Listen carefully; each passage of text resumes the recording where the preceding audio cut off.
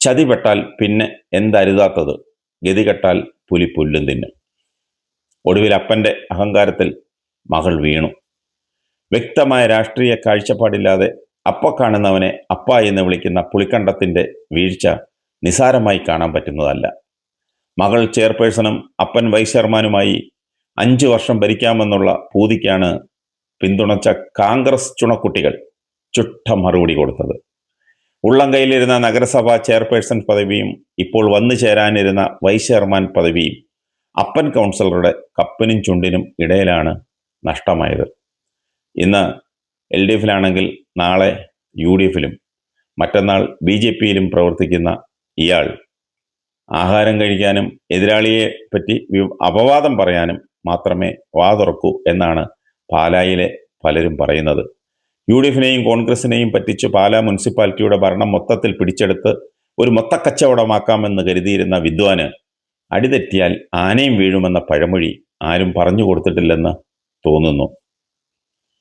UDFിൻ്റെ തോളിൽ കൈയിട്ട് അവരുടെ ആശീർവാദത്തോടെ 3 വാർഡിൽ മത്സരിക്കാനുള്ള അവസരം സ്ഥാനാർത്ഥികളെ നിർത്താതെ UDF ഒരുക്കി കൊടുത്തു. അതാണ് അവർക്ക് പറ്റിയ പിഴവ്. തെരഞ്ഞെടുപ്പ് കഴിഞ്ഞപ്പോൾ മുതൽ ഇടതുപക്ഷ ജനാധിപത്യ മുന്നണിയുടെ പിന്നാലെ ചെയർപേഴ്സണും വൈസ് ചെയർമാനും ആകുവാനുള്ള നീക്കവുമായി ഒതുക്കത്തിൽ നടന്നു. സാധാരണ മനസ്സറിഞ്ഞ് സഹായം ചെയ്യുന്ന ജോസ് കെ മാണി ഇതിലെവിടെയോ അപകടം മണത്തു. അതുകൊണ്ടെന്താ, മുനിസിപ്പൽ ചെയർമാനാകാൻ സമ്മതം മൂളിയില്ല. അതുകൊണ്ട് തന്നെ ഇവരുടെ UDFിലുള്ള വിലപേശൽ ഉദ്ദേശിച്ച പോലെ നടക്കാതെ പോയി. എങ്കിലും 6 മാസത്തെ മായാ രാഹുലിൻ്റെ ഭരണശേഷം വൈസ് ചെയർമാൻ സ്ഥാനം തനിക്ക് കിട്ടുന്നതോടുകൂടി നഗരസഭയുടെ മൊത്തക്കച്ചവടം അത് ഏറ്റെടുക്കാമെന്ന് സ്വപ്നം കണ്ടിരുന്ന പുളിക്കണ്ടത്തിന് വല്ലാത്തൊരു തിരിച്ചടിയായി ഈ അവിശ്വാസം. വിപ്പ് എന്ന് പറയുന്നത് എങ്ങനെയാണെന്ന് എഴുതാൻ പോലും അറിയാത്ത നാട്ടകം സുരേഷ് തെരഞ്ഞെടുപ്പ് ബഹിഷ്കരിക്കാനാണ് എഴുതി കൊടുത്തത്. അതും ആളില്ലാത്ത വീടിൻ്റെ ഗേറ്റിൻ്റെ പുറത്ത് തോരാമഴയത്ത്. നാട്ടകം സുരേഷ് അറിവില്ലാത്തവനൊന്നുമല്ല. പുളിക്കക്കണ്ട സഹോദരങ്ങളെ പറഞ്ഞു പറ്റിച്ചതാണെന്നാണ് ഒരു വിഭാഗം പറയുന്നത്. ഏതായാലും നാട്ടകം സുരേഷ് കോൺഗ്രസ് കൗൺസിലർമാരുടെ നേരെ നടപടിയെടുക്കുമെന്നാണ് ഇപ്പോൾ പറയുന്നത്. തലയും വാലുമില്ലാത്ത വിപ്പിൻ്റെ മുകളിൽ എന്ത് നടപടിയെടുക്കാനാണെന്നാണ് അറിവുള്ളവർ ചോദിക്കുന്നത്. ലീഗിലൊഴിച്ച് ബാക്കി എല്ലാ പാർട്ടിയിലും ഭാവി പരീക്ഷിച്ച പുളിക്കണ്ടം ഇനി കോൺഗ്രസ്സുകാരുടെ അടിത്തറ തോണ്ടാൻ പറ്റുമോ എന്നാണ് ആലോചിച്ചുകൊണ്ടിരിക്കുന്നത്. ഏതായാലും മുനിസിപ്പാലിറ്റിയിൽ കോൺഗ്രസിൻ്റെ 6 പേരാണുള്ളത്. അവിശ്വാസ പ്രമേയത്തോട് ഒപ്പം വോട്ട് ചെയ്ത 4 പേരിൽ നിന്നും 2 പേർക്ക് ചെയർമാനും വൈസ് ചെയർമാനും ആകാനുള്ള അവസരം ഒത്തുവന്നിട്ടുണ്ട്. അടിപിടിയില്ലാത്ത ഒരു ഭരണം അത് നഗരസഭയിൽ കാഴ്ചവെക്കേണ്ടത് ഇപ്പോൾ പ്രതിപക്ഷത്തിൻ്റെ കൂടി ആവശ്യമായി മാറി. അതുകൊണ്ട് പ്രതിപക്ഷത്തിൻ്റെ കൂടെ സഹകരണത്തോടെ ഈ 4 പേരിൽ 2 പേർ അധികാര സ്ഥാനത്തെത്തും. കോൺഗ്രസ്സുകാരുടെ തോളിൽ കയറി നഗരസഭാ ഭരണം പിടിച്ചെടുത്ത പുളിക്കണ്ടം ബ്രദേഴ്സിനെ കണ്ടം വഴി ഓടിക്കുന്ന കാഴ്ച കാണാൻ കോൺഗ്രസ്സുകാർക്ക് നല്ല ചേലായിരുന്നു. തിരിഞ്ഞു നോക്കാതെ ഓടുന്ന കാഴ്ച ഗ്യാലറിയിലിരുന്ന് മാണി ഗ്രൂപ്പുകാരും ആസ്വദിച്ചു. കോൺഗ്രസിൻ്റെ ചില വനിതാ കൗൺസിലർമാർ കരഞ്ഞുകൊണ്ട് ഓടേണ്ടി വന്ന അവസ്ഥയും ഈ കൗൺസിലിൽ നമ്മൾ കണ്ടതാണ്. നാട്ടകം സുരേഷിനോടൊന്ന് ചോദിക്കട്ടെ, കോൺഗ്രസ്സുകാർക്കെതിരെ മോഷണക്കേസ് ഫയൽ ചെയ്ത പുളിക്കണ്ടം സഹോദരങ്ങളാണോ അതോ കോൺഗ്രസിന് വേണ്ടി പടപൊരുതി വാർഡ് പിടിച്ചെടുത്ത കൗൺസിലർമാരെയാണോ പാർട്ടിക്ക് വേണ്ടത്? പണ്ട് കോട്ടയം ജില്ലാ പഞ്ചായത്ത് തെരഞ്ഞെടുപ്പിൽ ജില്ലാ പ്രസിഡന്റിൻ്റെ വിപ്പ് ലംഘിച്ച് കോൺഗ്രസിനെതിരെ വോട്ട് ചെയ്ത കൗൺസിലർമാരുടെ പേരിൽ നടപടിയെടുക്കണമെന്ന് കോൺഗ്രസ്സുകാർ ആവശ്യപ്പെട്ടപ്പോൾ അന്ന് KM മാണി പറഞ്ഞത് അവർ വിപ്പ് ലംഘിച്ചുവെങ്കിലും എൻ്റെ കൗൺസിലർമാർ തന്നെയാണെന്നാണ്. ഭൂരിപക്ഷം കോൺഗ്രസ് കൗൺസിലർമാരും പുളിക്കണ്ടത്തിനെതിരാണെങ്കിലും നാട്ടകം സുരേഷ് ഏതോ ചില ബലഹീനതയുടെ പേരിൽ പുളിക്കണ്ടത്തിന് അനുകൂലമായ നിലപാടാണ് സ്വീകരിച്ചുകൊണ്ടിരിക്കുന്നത്. അങ്ങനെയാണ് പാലായിൽ കേൾക്കുന്ന മൊഴികൾ.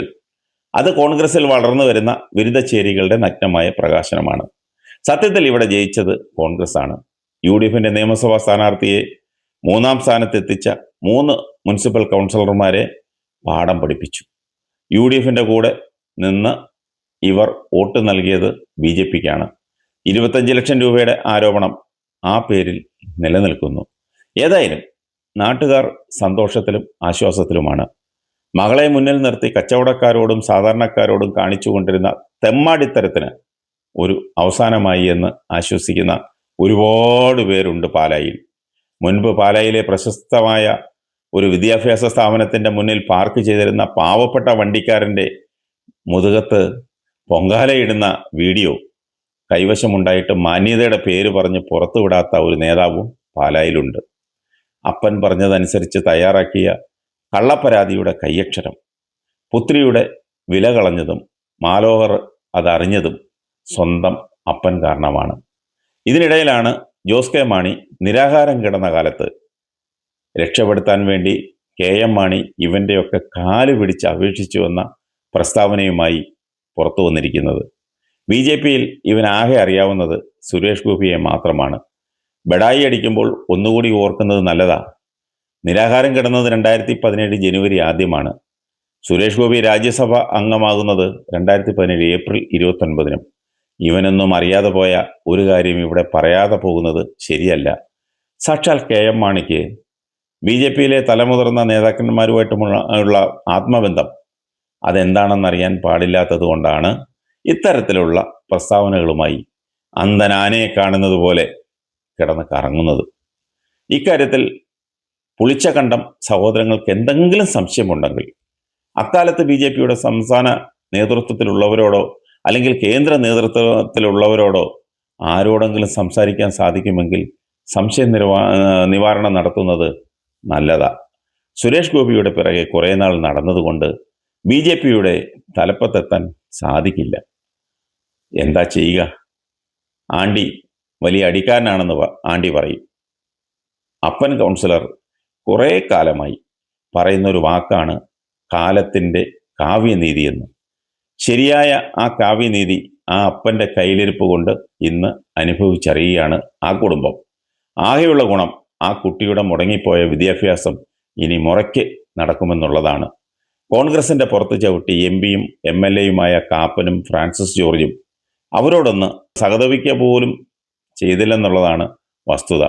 പാലാ നഗരസഭാ ഭരണം കേരള കോൺഗ്രസ് ഏറ്റെടുക്കുമോ എന്ന ചോദ്യത്തിന് പറഞ്ഞ മറുപടിയാണ് ഈ ദിവസങ്ങളിലെ ക്ലാസിക് മറുപടി. ആവക പണവും വേണ്ട, അവകാശ പെണ്ണും വേണ്ട എന്ന്.